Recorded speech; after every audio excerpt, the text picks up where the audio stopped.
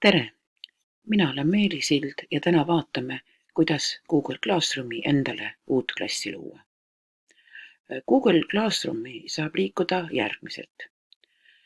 Kõige lihtsam võimalus on minna oma meili peale ning ka meili juures on näete see pisikene ala, kus saab erinevaid äppe lahti teha ning kui siia peale vajutada, siis siin on olemas Google Classroom.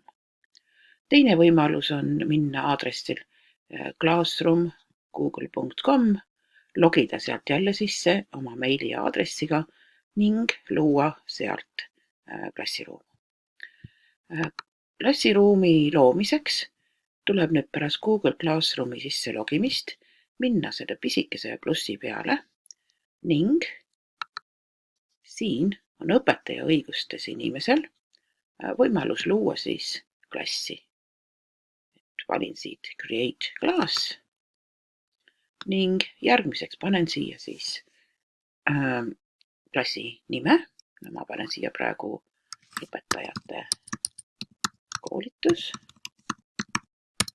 Nii, ja võin siia ka panna õppeaine, mis on siis koolitus mul praegu.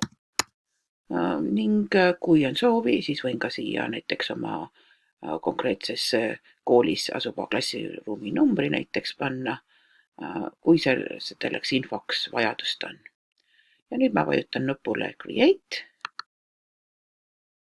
Nii. Ja natuke hetkel läheb aega ja kohe tekibki uus klassiruum.